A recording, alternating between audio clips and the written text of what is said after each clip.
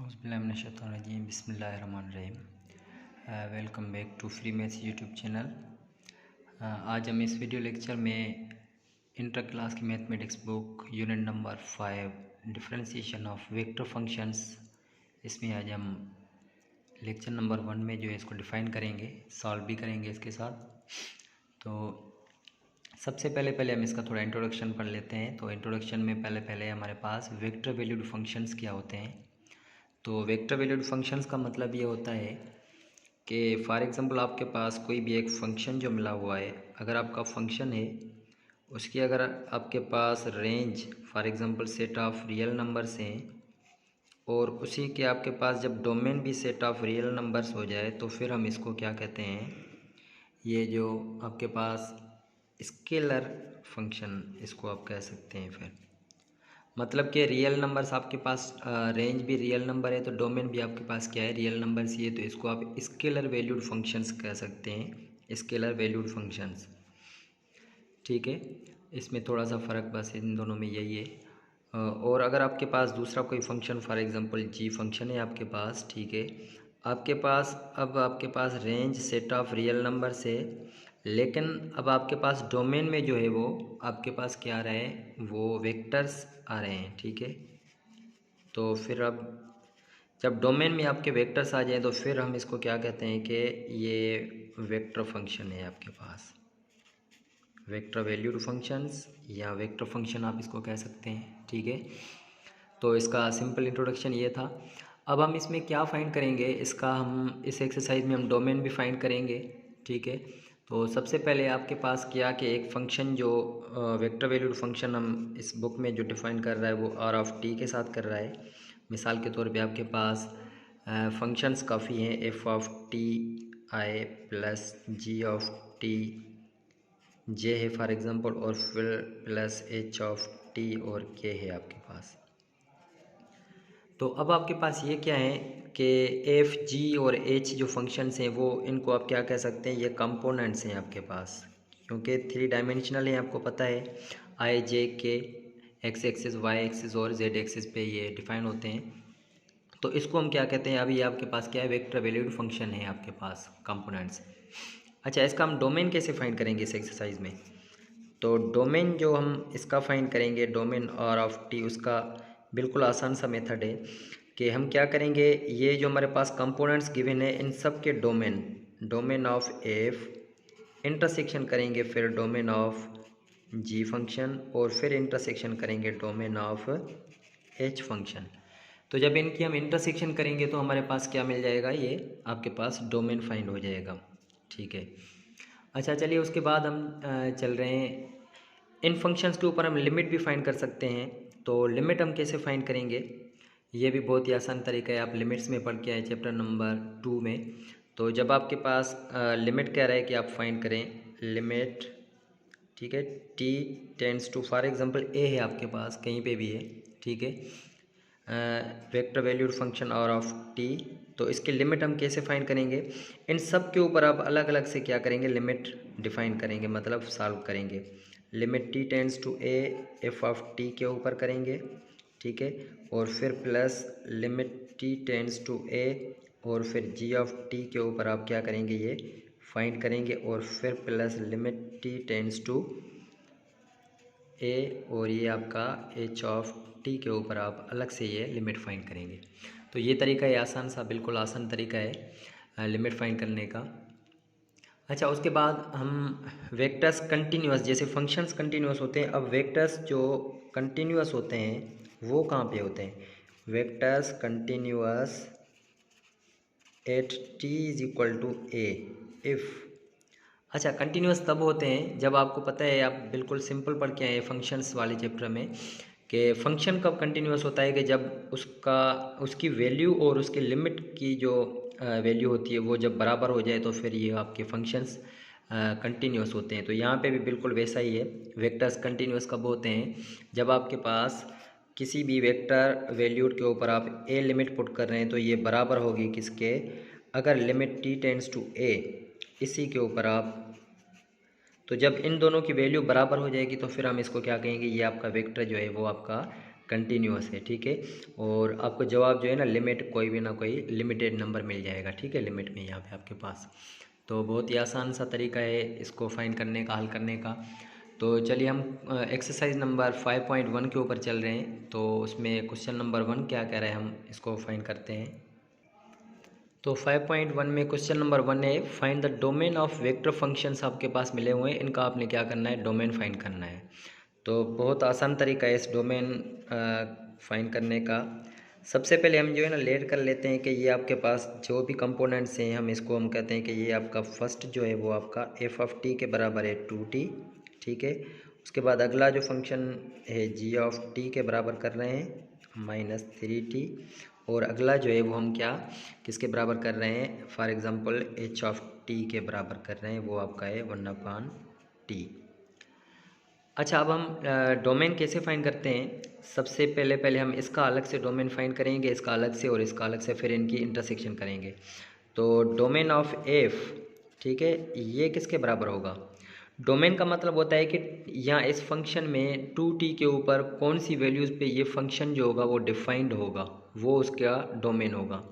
तो इसका मतलब ये 2t मतलब t की वैल्यू आप कोई भी रियल नंबर पुट कर ले, आपको जो जवाब मिलेगा वो आपको कोई ना कोई ऑथेंटिक जवाब मिल जाएगा। मतलब ये आपका जो डिफाइंड है वो किसके ऊपर है, सेट ऑफ रियल नंबर्स के ऊपर है। तो इसकी डोमेन जो होगी वो सेट ऑफ रियल नंबर्स होगी।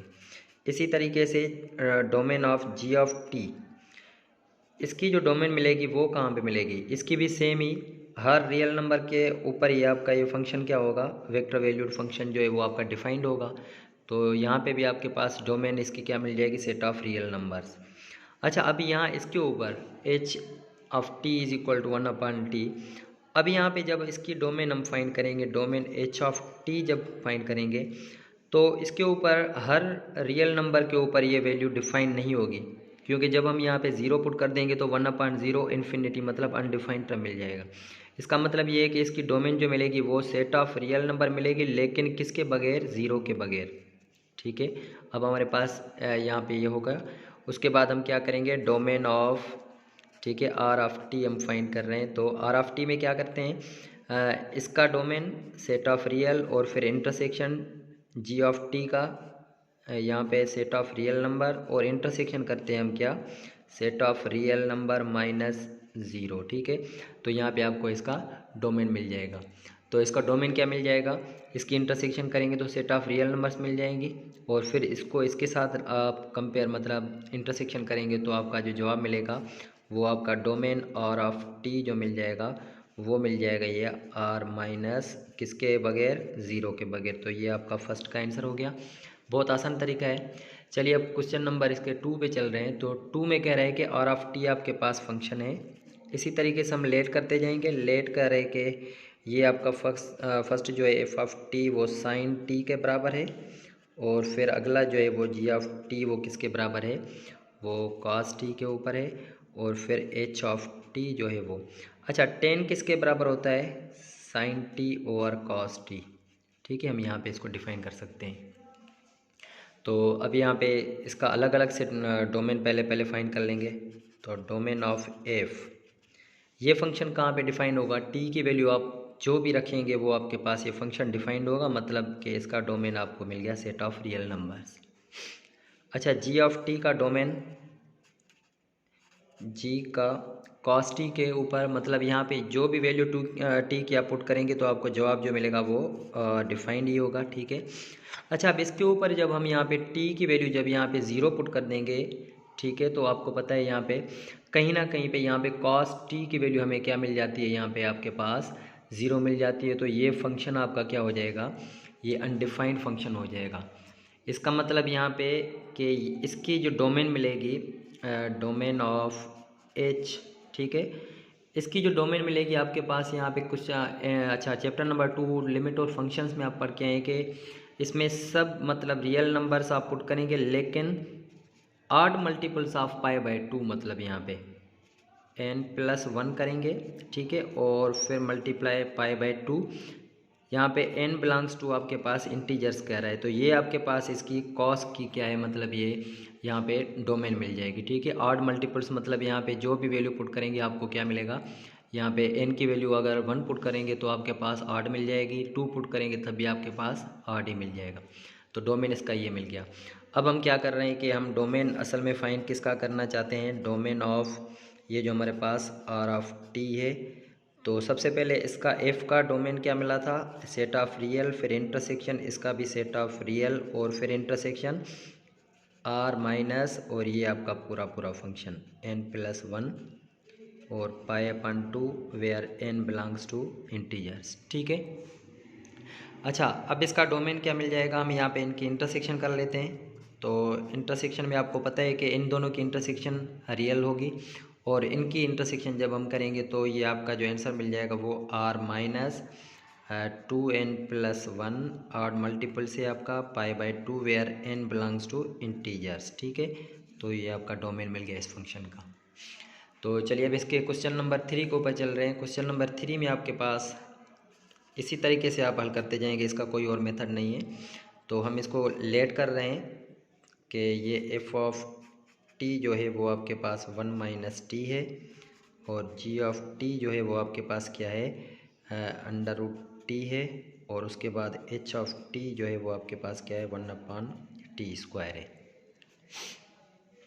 अच्छा, अब यहाँ पे इनको जब हम सॉल्व करेंगे तो आपके पास यहाँ पे f का फर्स्ट जो है हमारे पास डोमेन ऑफ f जो मिलेगा, ये फंक्शन t की हर वैल्यू पे डिफाइंड होगा।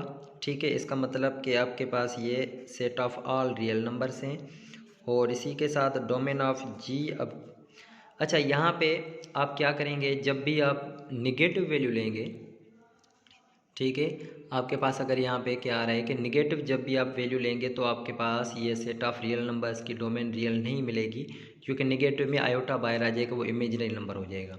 इसका मतलब ये है कि इसकी जो डोमेन होगी वो set of real number positive लेंगे आप। ठीक है, पॉजिटिव लेंगे और फिर यूनियन हम करेंगे किसके साथ, ज़ीरो के साथ भी, क्योंकि ज़ीरो का ऑन रूट डिफाइंड आता है। ठीक है, इसका मतलब पॉजिटिव वैल्यूज़ आप इसको डिफाइन कर सकती हैं।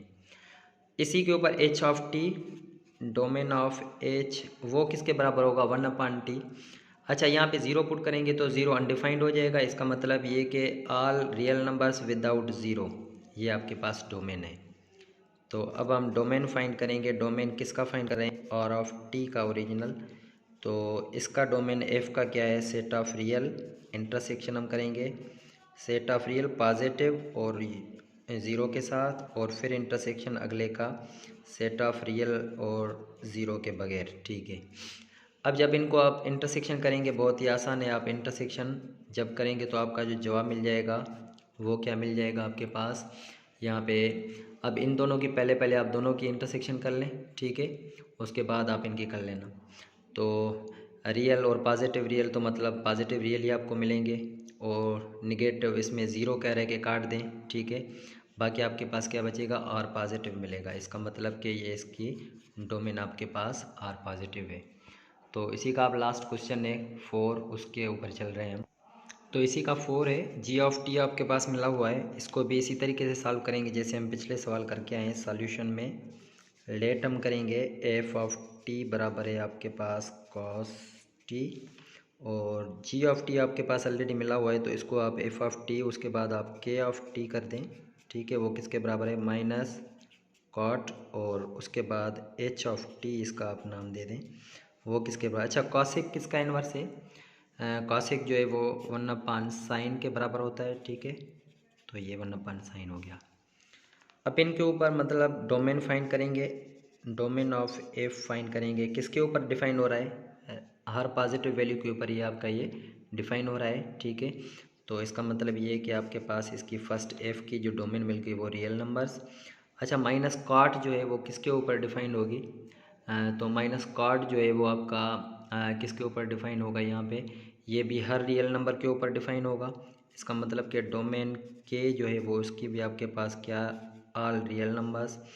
अच्छा, अब साइन के ऊपर, अब साइन की डोमेन क्या होगी कि डोमेन ऑफ h जो होगी वो, अच्छा ये साइन जो होता है वो आपके पास पता है कि यहाँ पे इसकी जो डोमेन आप सेकंड चैप्टर में पढ़ के आए, इसकी जो डोमेन मिलेगी हमारे पास वो क्या मिलेगी, ऑल रियल नंबर्स, लेकिन किसके बगैर आपके पास मिलेगी, n पाए के बगैर। ठीक है, n बिलोंग्स टू इंटीजर। तो ये आप साइन की ये डोमेन मिल जाएगी आपके पास।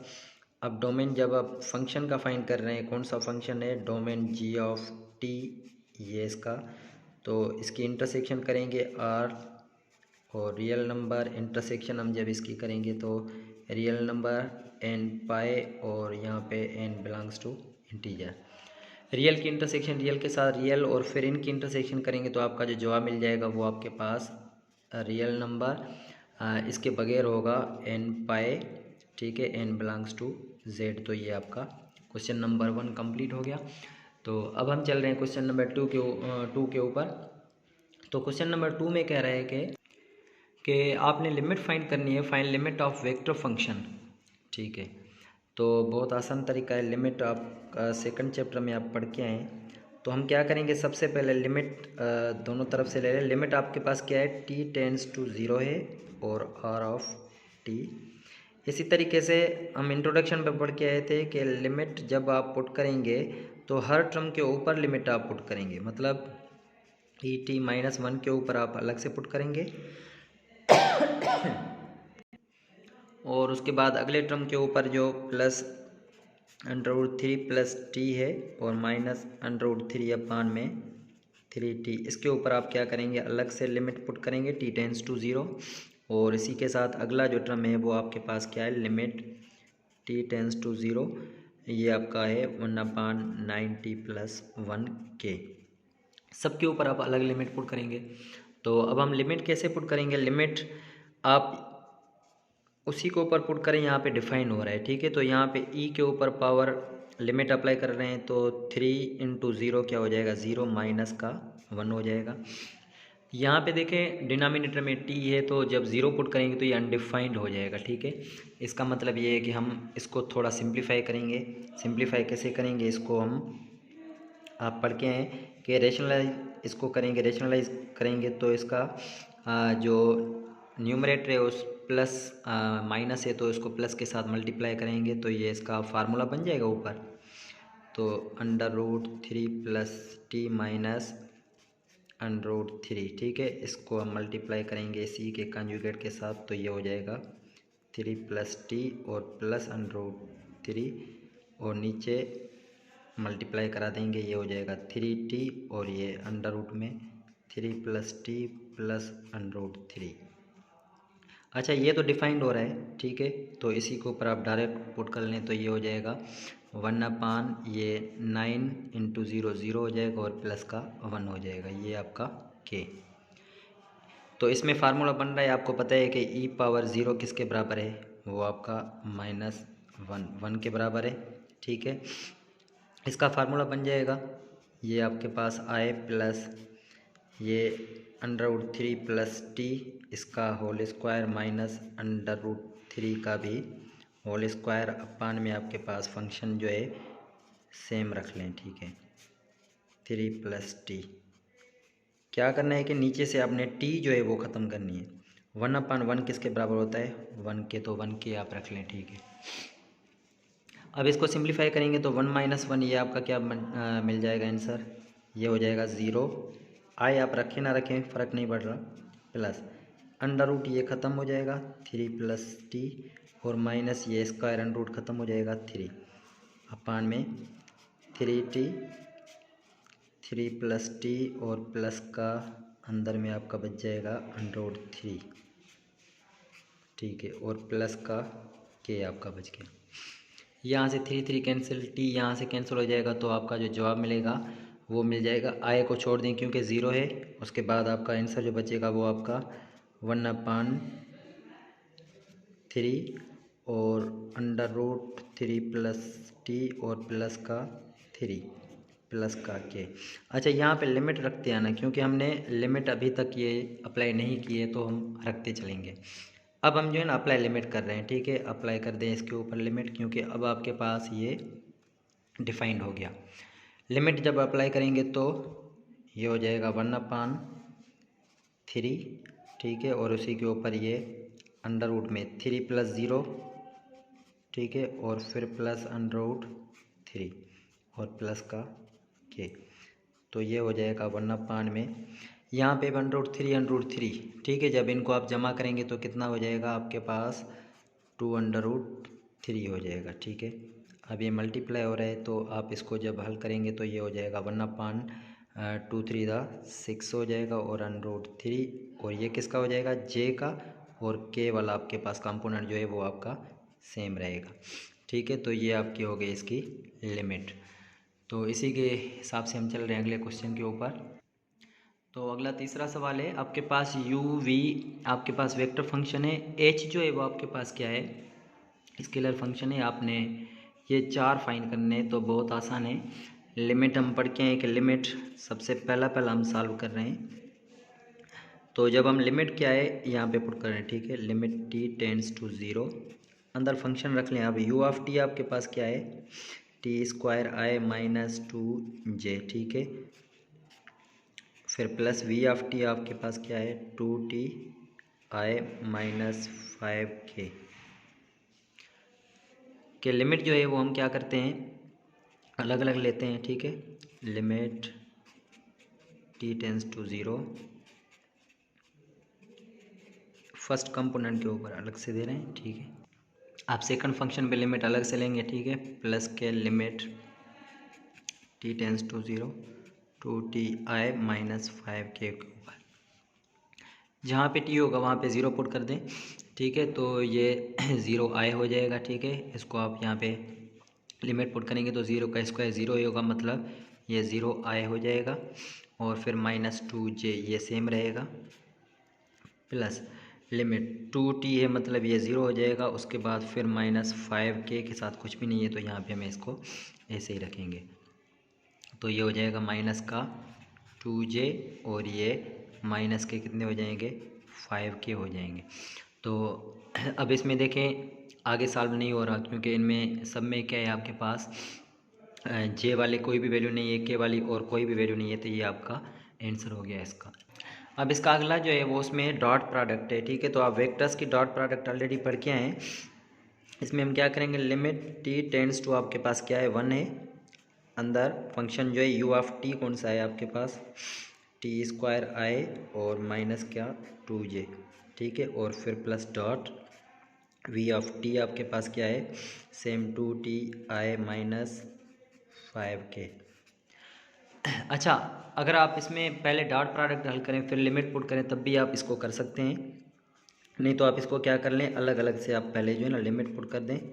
t टेंड्स टू t²i-2j, ठीक है, dot t tends to infinity 2ti और ये माइनस का 5k। अलग से भी लिमिट पुट करके फिर डॉट करें तब भी आपकी मर्ज़ी है, इसमें आंसर सेम ही आएगा।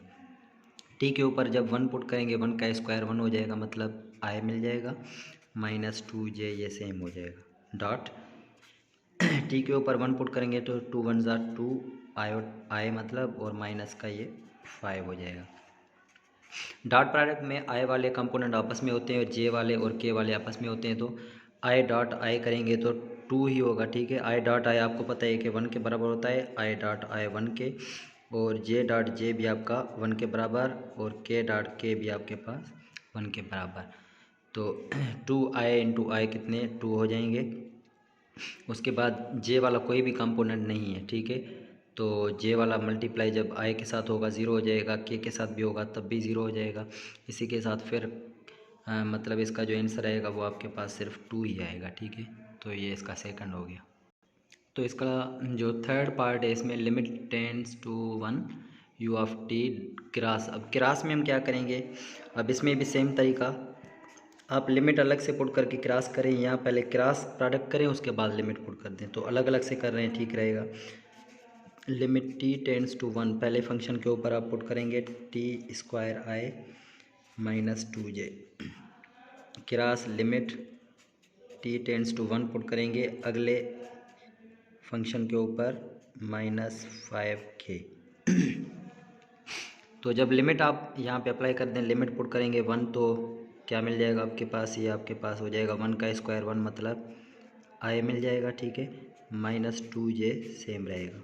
फिर क्रॉस हम करेंगे 2t के ऊपर पुट करेंगे तो 2t 2 1 ज़ा 2 हो जाएगा, 2i हो जाएगा और उसके बाद फिर माइनस का 5k।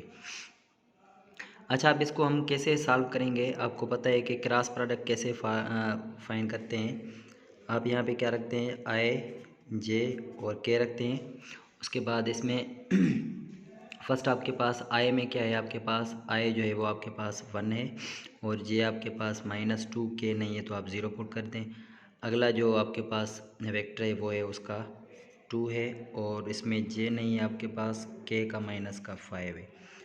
तो अब इसको कैसे फाइंड करते हैं, पहले i सेम रखेंगे, फिर ये i वाले जो रो और जो कॉलम है दोनों को ख़त्म करें और इसको multiply, minus into minus plus 2 5 10 हो जाएगा और फिर -0 1 0 को 0 के साथ तो 0 हो जाएगा। फिर -j वाला कॉलम ख़त्म कर दें, 5 1 5 माइनस और 2 0 तो माइनस के 5 हो जाएंगे और माइनस का 0। उसके बाद फिर प्लस k। अब k के साथ क्या करेंगे, k वाला कॉलम ख़त्म कर दें तो ये 0 हो जाएगा, 2 4 2 minus, minus into minus plus का 4 हो जाएगा। तो ये हो जाएगा 10i minus into minus plus के 5j हो जाएंगे और फिर प्लस के कितने हो जाएंगे, 4k हो जाएंगे। तो ये आपका क्रॉस प्रोडक्ट का आंसर मिल गया आपको।